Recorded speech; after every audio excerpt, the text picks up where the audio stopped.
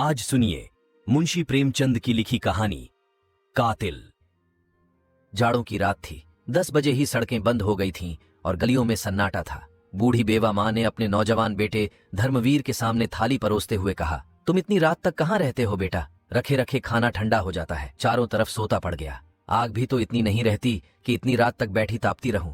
धर्मवीर हृष्ट पुष्ट सुंदर नवयुवक था। थाली खींचता हुआ बोला, अभी तो 10 भी नहीं बजे अम्मो। यहाँ के मुर्दा दिल आदमी सरे शाम ही सो जाएं तो कोई क्या करे। यूरोप में लोग 12-1 बजे तक सैर सपाटे करते रहते हैं। जिंदगी के मजे उठाना कोई उनसे सीख ले। 1 बजे से पहले तो कोई सोता ही नहीं। माँ ने पूछा तो 8-10 बजे सोकर उठते भी होंगे। धर्मवीर ने पहलू बचाकर कहा, नहीं, वह 6 बजे ही उठ बैठते हैं। हम लोग बहुत सोने के आदी हैं। 10 से 6 बजे तक 8 घंटे होते हैं। 24 में 8 घंटे आदमी सोए तो काम क्या करेगा? ये बिल्कुल गलत है कि आदमी को 8 घंटे सोना चाहिए। इंसान जितना कम सोए उतना ही अच्छा। हमारी सभा ने अपने नियमों में दाखिल कर लिया है कि मेंबरों को 3 घंटे से ज्यादा न सोना चाहिए। माँ इस सभा का जिक्र सुनते सुनते तंग आ गई थी। यह न खाओ, वह न खाओ, यह न पहनो, वह न पहनो, न ब्याह करो, न शादी करो, न नौकरी करो, न चाकरी करो। यह सभा क्या लोगों को सन्यासी बनाकर छोड़ेगी? इतना त्याग तो सन्यासी ही कर सकता है। त्यागी सन्यासी भी तो नहीं मिलते। उनमें भी ज्यादातर इंद्रियों के गुलाम नाम के त्यागी हैं। आज सोने की भी कदैद लगा दी। अभी 3 महीने का घूमना खत्म हुआ, जाने कहां कहां मारे फिरते हैं। अब 12 बजे खाइए, या कौन जाने रात को खाना ही उड़ा दें। आपत्ति के स्वर में बोली, तभी तो यह सूरत निकल आई है कि चाहो तो एक एक हड्डी गिन लो। आखिर सभा वाले कोई काम भी करते हैं या सिर्फ आदमियों पर कैदें ही लगाया करते हैं? धर्मवीर बोला, जो काम तुम करती हो वही हम करते हैं। तुम्हारा उद्देश्य राष्ट्र की सेवा करना है, हमारा उद्देश्य भी राष्ट्र की सेवा करना है। बूढ़ी विधवा आजादी की लड़ाई में दिलो जान से शरीक थी।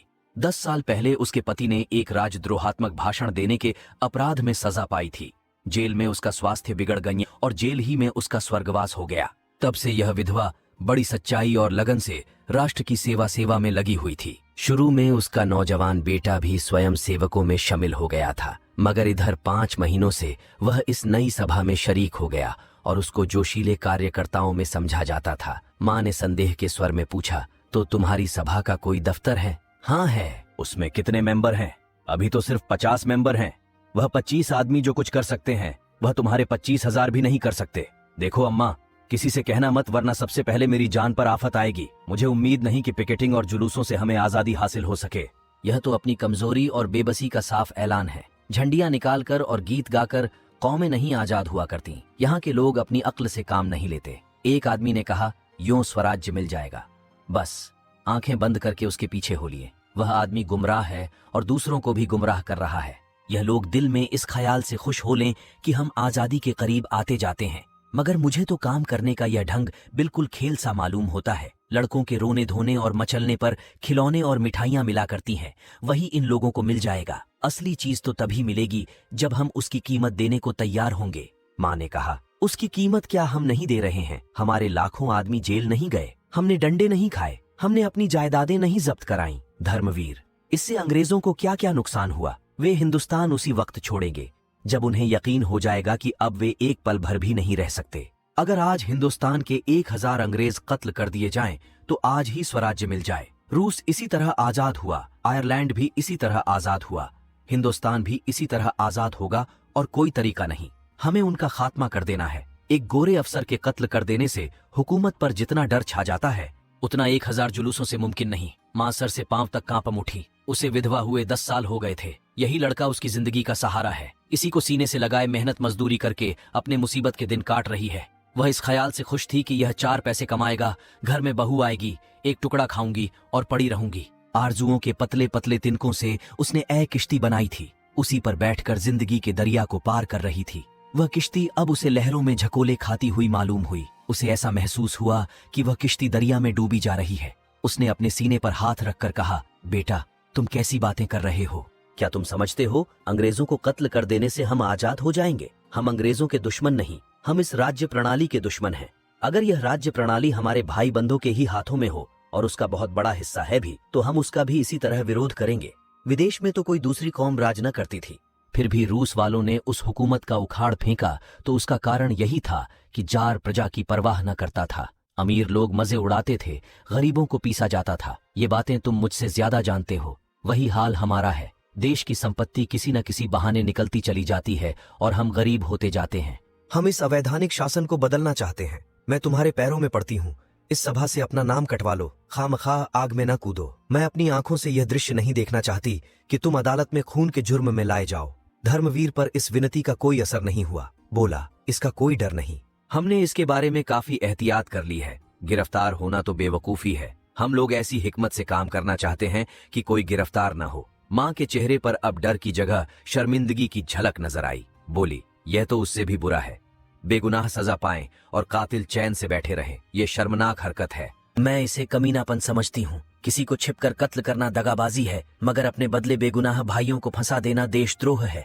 इन बेगुनाहों का खून भी कातिल की गर्दन पर होगा। धर्मवीर ने अपनी माँ की परेशानी का मजा लेते हुए कहा, अम्मा, तुम इन बातों को नहीं समझती। तुम अपने धरने दिए जाओ, जुलूस निकाले जाओ। हम जो कुछ करते हैं हमें करने दो। गुनाह और सवाब, पाप और पुण्य, धर्म और अधर्म, यह निरर्थक शब्द है। जिस काम का तुम सापेक्ष समझती हो उसे मैं पुण्य समझता हूँ। तुम्हें कैसे समझाऊं कि यह सापेक्ष शब्द है? तुमने भगवत गीता तो पढ़ी है। कृष्ण भगवान ने साफ कहा है, मारने वाला मैं हूँ, जिलाने वाला मैं हूँ। आदमी न किसी को मार सकता है न जिला सकता है। फिर कहाँ रहा तुम्हारा पाप? मुझे इस बात की क्यों शर्म हो कि मेरे बदले कोई दूसरा मुजरिम करार दिया गया?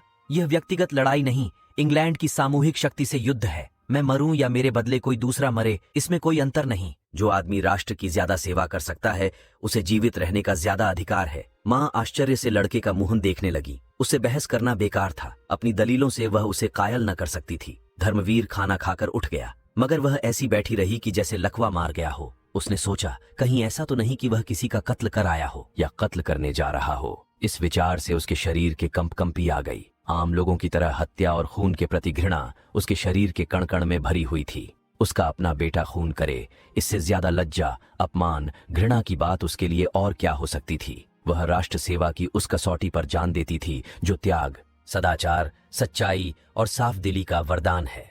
उसकी आंखों में राष्ट्र का सेवक वह था जो नीच से नीच प्राणी का दिल भी न दुखाए, बल्कि जरूरत पड़ने पर खुशी से अपने को बलिदान कर दे।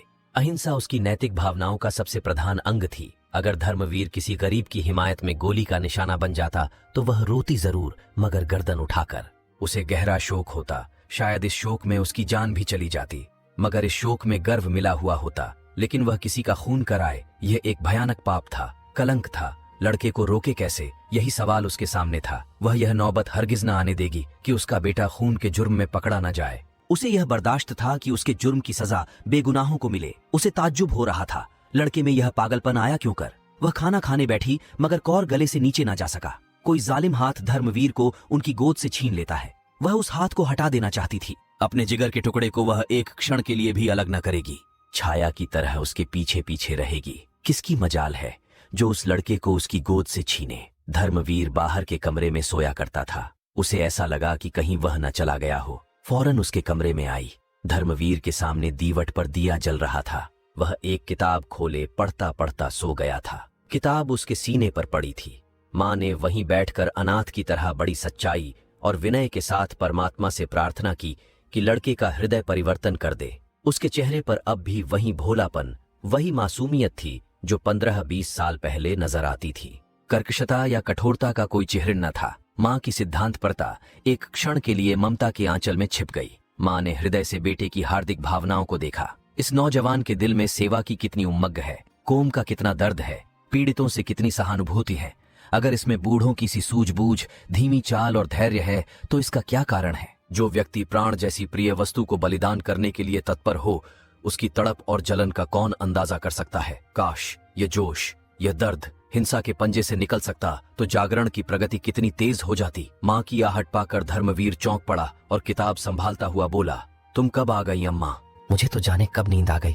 मौ ने दीवट को दूर हटाकर कहा, चारपाई के पास दिया रखकर न सोया करो, इससे कभी कभी दुर्घटनाएं हो जाया करती हैं।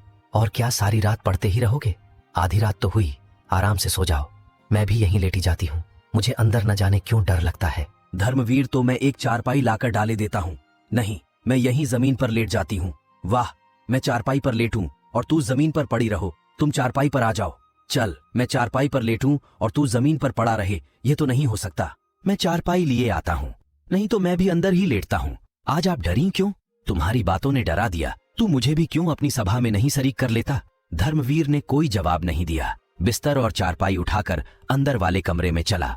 मौ आगे आगे चिराग दिखाती हुई चली। कमरे में चारपाई डालकर उस पर लेटता हुआ बोला, अगर मेरी सभा में शरीक हो जाओ तो क्या पूछना। बेचारे कच्ची कच्ची रोटियां खाकर बीमार हो रहे हैं, उन्हें अच्छा खाना मिलने लगेगा। फिर ऐसी कितनी ही बातें हैं जिन्हें एक बूढ़ी स्त्री जितनी आसानी से कर सकती है, नौजवान हरगिज नहीं कर सकते। मसलन किसी मामले का सुराग लगाना, औरतों में हमारे विचारों का प्रचार करना। मगर तुम दिल्लगी कर रही हो। माँ ने गंभीरता से कहा, नहीं बेटा, दिल्लगी नहीं कर रही, दिल से कह रही हूँ। माँ का दिल कितना नाजुक होता है, इसका अंदाजा तुम नहीं कर सकते। तुम्हें इतने बड़े खतरे में अकेला छोड़कर मैं घर नहीं बैठ सकती।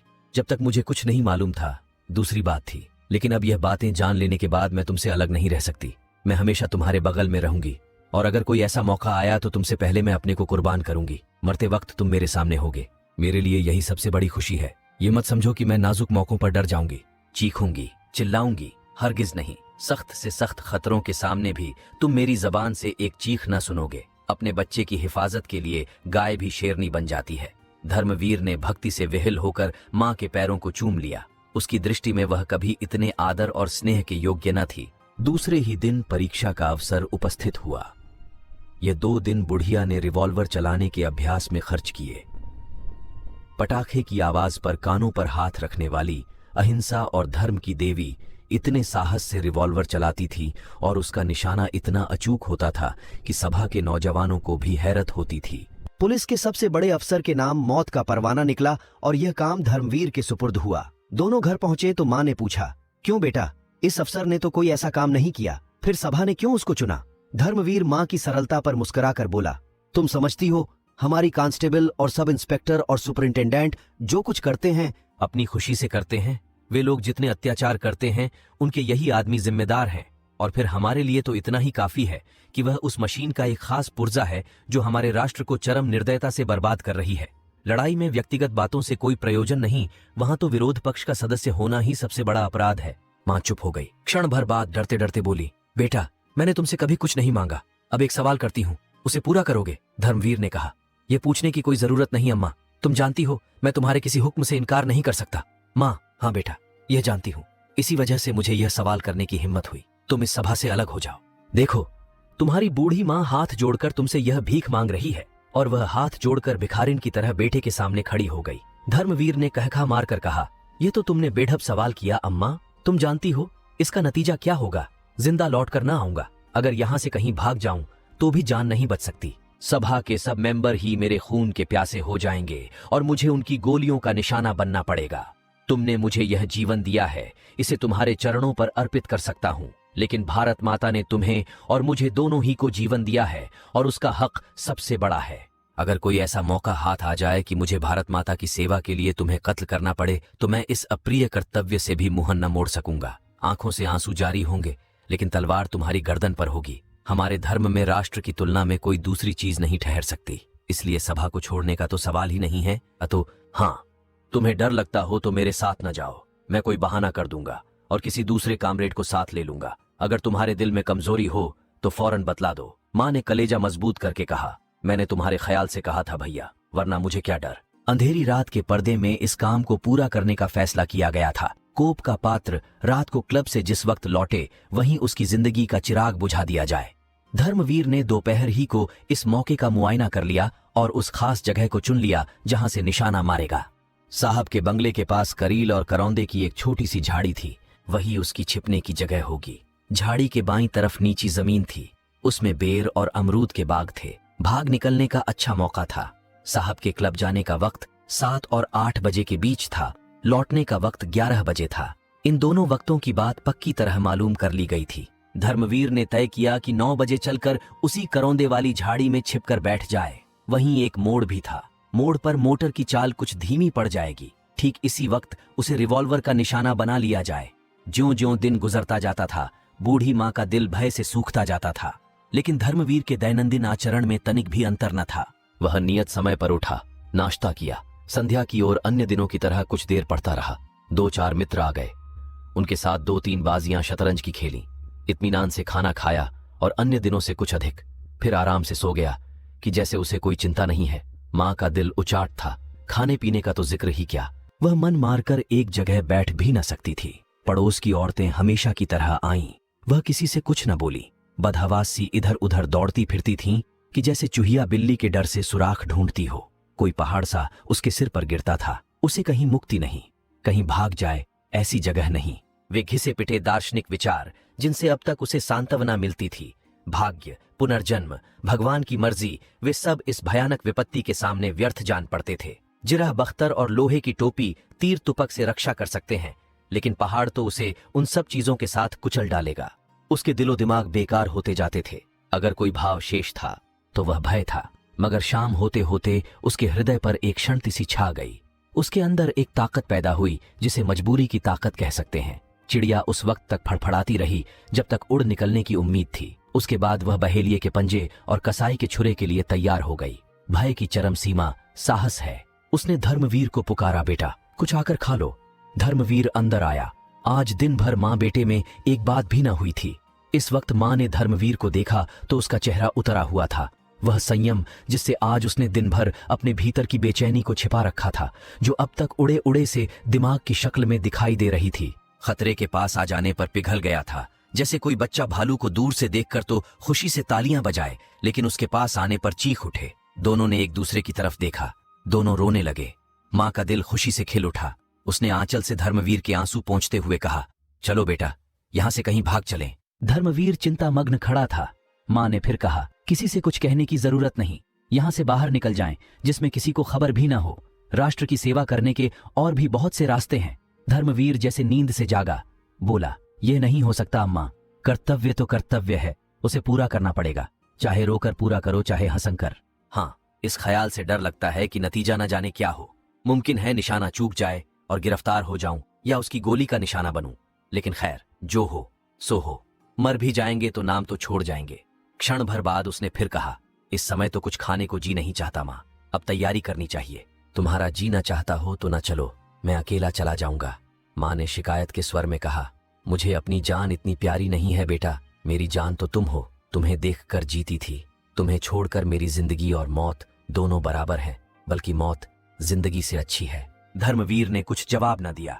दोनों अपनी अपनी तैयारियों में लग गए। माँ की तैयारी ही क्या थी, एक बार ईश्वर का ध्यान किया, रिवॉल्वर लिया और चलने को तैयार हो गई। धर्मवीर का अपनी डायर लिखनी थी। वह डायरी लिखने बैठा तो भावनाओं का एक सागर सा उमड़ पड़ा। यह प्रवाह, विचारों की यह स्वत स्फूर्ति उसके लिए नई चीज थी, जैसे दिल में कहीं सोता खुल गया हो। इंसान लाफानी है, अमर है, यही उस विचार प्रवाह का विषय था। आरंभ एक दर्दनाक अलविदा से हुआ। रुखसत ए दुनिया की दिलचस्पियों, रुखसत ए जिंदगी की बहारों, रुखसत ए मीठे जख्मों, रुखसत। देश भाइयों, अपने इस आहत और अभागे सेवक के लिए भगवान से प्रार्थना करना। जिंदगी बहुत प्यारी चीज है, इसका तजुर्बा हुआ। आह, वही दुख दर्द के नश्तर, वही हसरतें और मायूसियां जिन्होंने जिंदगी को कड़वा बना रखा था, इस समय जीवन की सबसे बड़ी पूंजी है। ये प्रभात की सुनहरी किरणों की वर्षा, ये शाम की रंगीन हवाएं, ये गली कूचे, ये दरो दीवार फिर देखने को मिलेंगे। जिंदगी बंदिशों का नाम है, बंदिशें एक एक करके टूट रही हैं। जिंदगी का शीराजा बिखरा जा रहा है। ऐ दिल की आजादी, आओ तुम्हें नाउम्मीदी की कब्र में दफन कर दूं। भगवान से यही प्रार्थना है कि मेरे देशवासी फलें फूलें, मेरा देश लहलहाए। कोई बात नहीं, हम क्या और हमारी हस्ती ही क्या, मगर गुलशन बुलबुलों से खाली न रहेगा। मेरी अपने भाइयों से इतनी ही विनती है कि जिस समय आप आजादी के गीत गाएं तो इस गरीब की भलाई से लिए दुआ करके उसे याद कर लें। डायरी बंद करके उसने एक लंबी सांस खींची और उठ खड़ा हुआ। कपड़े पहने एक रिवॉल्वर जेब में रखा और बोला, अब तो वक्त हो गया अम्मा। माँ ने कुछ जवाब न दिया। घर संभालने की किसे परवाह थी, जो चीज जहां पड़ी थी वहीं पड़ी रही। यहां तक कि दिया भी न बुझाया गया। दोनों खामोश घर से निकले। एक मर्दानगी के साथ कदम उठाता, दूसरी चिंतित और शोकमग्न और बेबसी के बोझ से झुकी हुई। रास्ते में भी शब्दों का विनिमय न हुआ। दोनों भाग्यलिपि की तरह अटल, मौन और तत्पर थे। गद्यांश तेजस्वी, बलवान पुनीत कर्म की प्रेरणा, पद्यांश दर्द, आवेश और विनती से कांपता हुआ। झाड़ी में पहुंचकर दोनों चुपचाप बैठ गए। कोई आध घंटे के बाद साहब की मोटर निकली। धर्मवीर ने गौर से देखा। मोटर की चाल धीमी थी। साहब और लेडी बैठे थे। निशाना अचूक था। धर्मवीर ने जेब से रिवॉल्वर निकाला। माँ ने उसका हाथ पकड़ लिया और मोटर आगे निकल आई। धर्मवीर ने कहा, यह तुमने क्या किया अम्मा? ऐसा सुनहरा मौका फिर हाथ न आएगा। माँ ने कहा, मोटर में मेम भी थी, कहीं मेम को गोली लग जाती तो क्या बात थी? हमारे धर्म में नाग, नागिन और सपोले में कोई भी अंतर नहीं। माँ ने घृणा भरे स्वर में कहा। तो तुम्हारा धर्म जंगली जानवरों और वहशियों का है, जो लड़ाई के बुनियादी उसूलों की भी परवाह नहीं करता। स्त्री हर एक धर्म में निर्दोष समझी गई है, यहां तक कि वहशी भी उसका आदर करते हैं। वापसी के समय हरगिज न छोड़ूंगा। मेरे जीते जी तुम स्त्री पर हाथ नहीं उठा सकते। मैं इस मामले में तुम्हारी पाबंदियों का गुलाम नहीं हो सकता। मां ने कुछ जवाब न दिया। इस नामर्दों जैसी बात से उसकी ममता टुकड़े टुकड़े हो गई। मुश्किल से 20 मिनट बीते होंगे कि वहीं मोटर दूसरी तरफ से आती दिखाई पड़ी। धर्मवीर ने मोटर को गौर से देखा और उछलकर बोला, लो अम्मा, अब की बार साहब अकेला है, तुम भी मेरे साथ निशाना लगाना। मां ने लपक कर धर्मवीर का हाथ पकड़ लिया और पागलों की तरह जोर लगाकर उसका रिवॉल्वर छीनने लगा। धर्मवीर ने उसको एक धक्का देकर गिरा दिया और एक कदम रिवॉल्वर साधा। 1 सेकंड में मां उठी। उसी वक्त गोली चली। मोटर आगे निकल गई, मगर मां जमीन पर तड़प रही थी। धर्मवीर रिवॉल्वर फेंक कर मां के पास गया और घबराकर बोला, अम्मा क्या हुआ? फिर यकायक इस शोक भरी घटना की प्रतीति उसके अंदर चमक उठी। वह अपनी प्यारी मां का कातिल है। उसके स्वभाव की सारी कठोरता और तेजी और गर्मी बुझ गई। आंसुओं की बढ़ती हुई थरथरी को अनुभव करता हुआ वह नीचे झुका और मां के चेहरे की तरफ आंसुओं में लिपटी हुई शर्मिंदगी से देखकर बोला, ये क्या हो गया अम्मा? हाय, तुम कुछ बोलती क्यों नहीं? ये कैसे हो गया? अंधेरे में कुछ नजर भी तो नहीं आता। कहूं गोली लगी, कुछ तो बताओ। इस बदनसीब के हाथों तुम्हारी मौत लिखी थी। जिसको तुमने गोद में पाला उसी ने तुम्हारा खून किया। किसको बुलाऊं? कोई नजर भी तो नहीं आता। मां ने डूबती हुई आवाज में कहा, मेरा जन्म सफल हो गया बेटा। तुम्हारे हाथों मेरी मिट्टी उठेगी। तुम्हारी गोद में मर रही हूं। छाती में घाव लगा है। ज्यों तुमने गोली चलाई मैं तुम्हारे सामने खड़ी हो गई। अब नहीं बोला जाता। परमात्मा तुम्हें खुश रखे, मेरी यही दुआ है। मैं और क्या करती बेटा, मौत की आबरू तुम्हारे हाथ में है। मैं तो चली। क्षण भर बाद उस अंधेरे सन्नाटे में धर्मवीर अपनी प्यारी मौ के नीमजान शरीर को गोद में लिए घर चला तो उसके ठंडे तलुओं से अपनी आंसू भरी आंखें रगड़कर आत्मिक आह्लाद से भरी हुई दर्द की टीस अनुभव कर रहा था। हिट योर टारगेट, संघर्ष सफलता का।